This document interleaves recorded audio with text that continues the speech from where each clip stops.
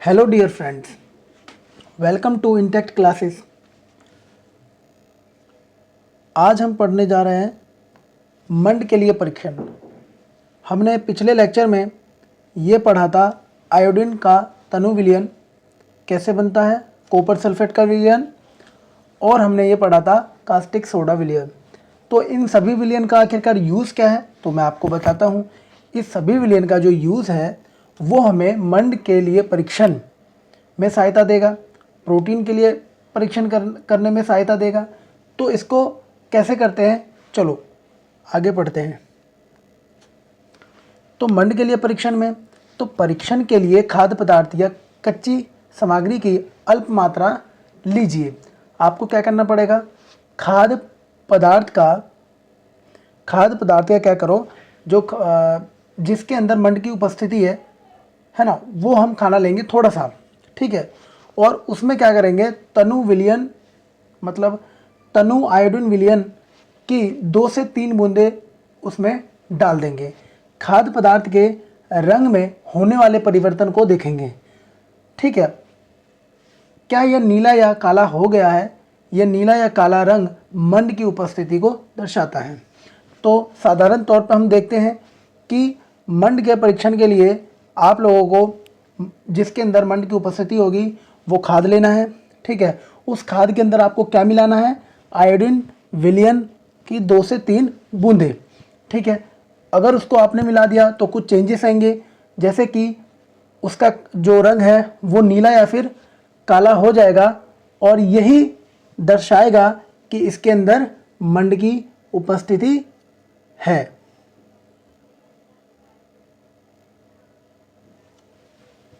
इस परीक्षण को किसी अन्य खाद्य पदार्थ के साथ दोहराइए और जांच कीजिए किसमें मंड है, ठीक है। आपके पास खाद्य पदार्थ होगा जिसके अंदर मंड होगा, तो आप उसमें ये चेक कर सकते हैं, ठीक है।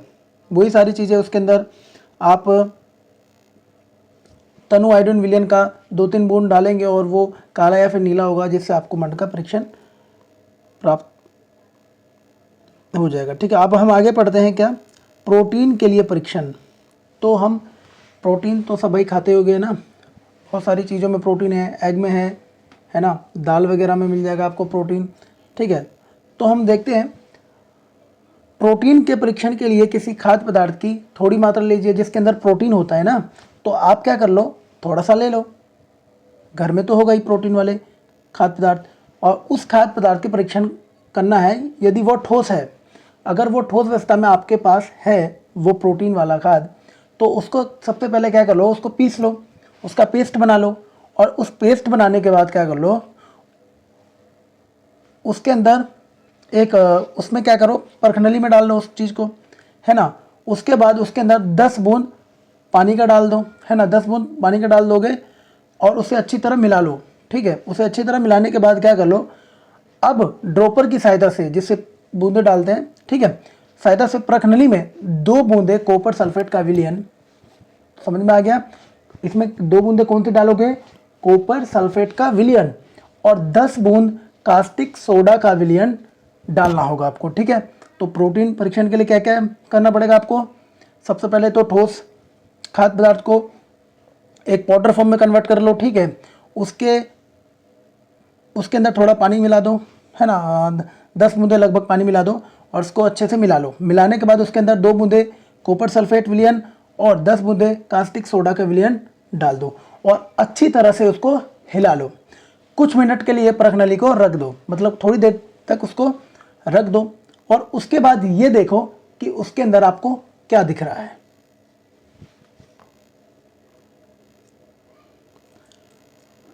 आगे हम देखेंगे कि उसके अंदर बैंगनी का रंग हो गया है। अगर उसमें हम देखेंगे कुछ चेंजेस आएगा, जैसे रंग में क्या आएगा, अगर बैंगनी का रंग आया, है ना, और बैंगनी रंग खाद्य पदार्थ में प्रोटीन की उपस्थिति दर्शाता है।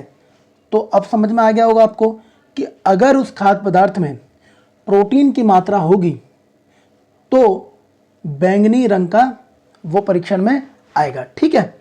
और अब आप इस परीक्षण को किसी दूसरे खाद्य पदार्थ के साथ दोहरा सकते हैं। साधारण तौर पे आप घर पे भी जिसके अंदर प्रोटीन होगा उसमें क्या करिए, वही सेम सिचुएशन को क्या करिएगा, पाउडर फॉर्म, प्रोटीन का पाउडर फॉर्म बना लीजिए और उसके बाद वही सेम चीज़ें कॉपर सल्फेट मिला लीजिए, ठीक है। उसके बाद कास्टिक सोडा मिला लीजिए।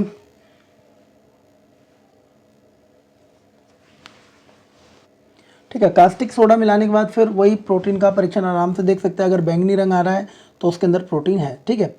अब आगे हम देखते हैं बाबू वसा के लिए परीक्षण। तो खाद्य पदार्थ की अल्प मात्रा लीजिए, वही थोड़ी सी मात्रा लेनी है भाई, ज़्यादा तो लेनी नहीं है ना।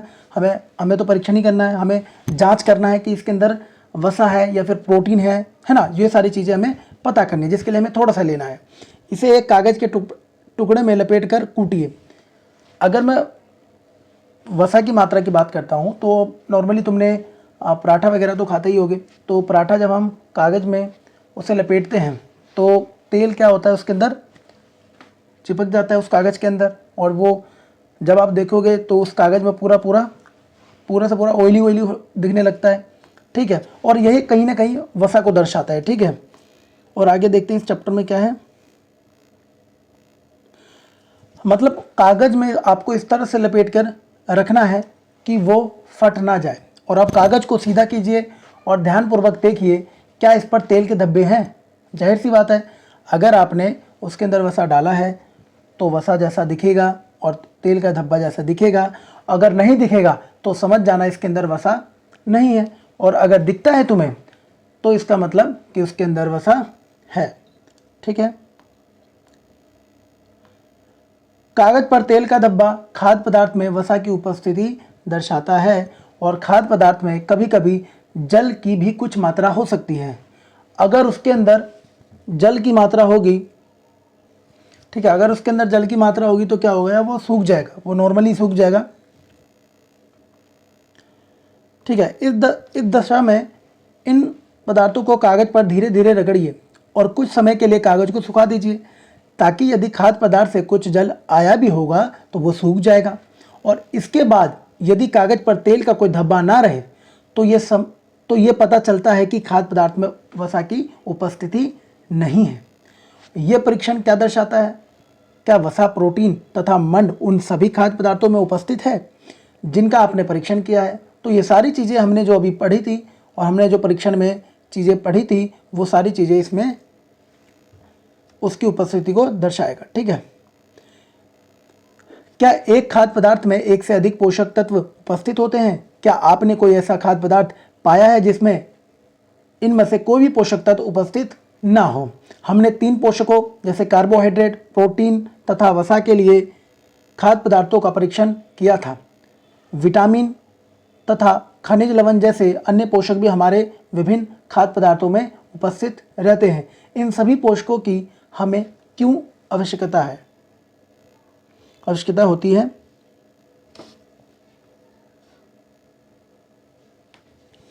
आज के लिए इतना ही, बाकी आगे पढ़ेंगे, है ना, आगे लेक्चर में पढ़ेंगे। और अगर ये लेक्चर आपको पसंद आया तो प्लीज़ लाइक और शेयर कर दीजिएगा।